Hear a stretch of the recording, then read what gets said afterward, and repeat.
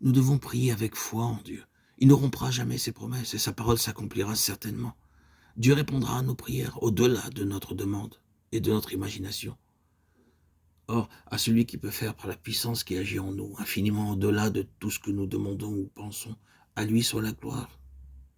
Éphésiens 3, 20, 21.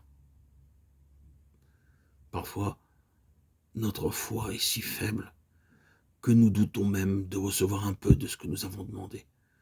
Comment donc pouvons-nous croire que nous obtiendrons bien plus que ce que nous avons demandé? Prions comme les disciples. Augmente-nous la foi. Luc 17, 5. Nos expériences passées avec le Seigneur devraient accroître notre foi. Voyez comment la foi de David fut fortifiée.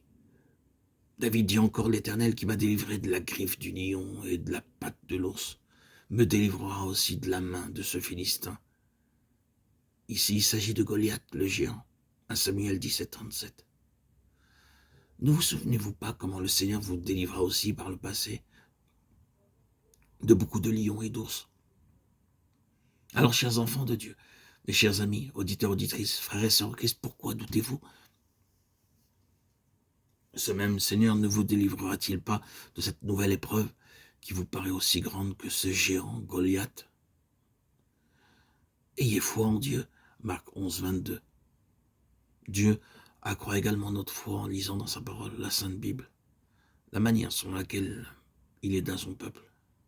Le Seigneur n'a-t-il pas ouvert la mer Rouge jusqu'à ce que les enfants de Dieu la traversent? N'a-t-il pas fait écrouler les murs de Jéricho devant eux? Le même Seigneur fit marcher Pierre sur l'eau.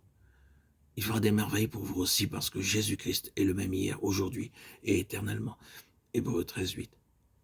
Le Seigneur accroîtra également notre foi, alors que nous entendrons des croyants que nous fréquentons raconter les grandes choses qu'il a faites pour eux. Ces témoins sont sans nombre. Nous donc aussi, puisque nous sommes environnés d'une si grande nuée de témoins, Hébreux 12, 1. Que le Seigneur, frères et sœurs en Christ, accroisse votre foi et priez avec une bonne conscience. Le psalmiste déclare: si j'avais conçu l'iniquité dans mon cœur, le Seigneur ne m'aurait pas exaucé. Psaume 66, 18. L'apôtre Jacques dit: la prière fervente du juste a une grande efficacité. Jacques 5, 16. Ainsi, avant de prier, nous devons ôter toute iniquité connue et proclamer la purification du précieux sang, afin que nous puissions élever des mains saintes dans la prière.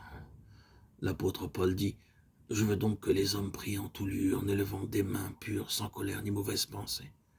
2 Timothée 2, 8. Le mari et la femme doivent s'assurer qu'ils vivent une sainte relation, afin que leur prière ne trouve aucun obstacle. Si deux croyants prient ensemble, tout ce qu'ils liront sur la terre sera lié dans le ciel, pourvu qu'ils soient saintement d'accord entre eux et désireux de pardonner à leurs frères 70 fois, 7 fois. Matthieu 18, 18, 20.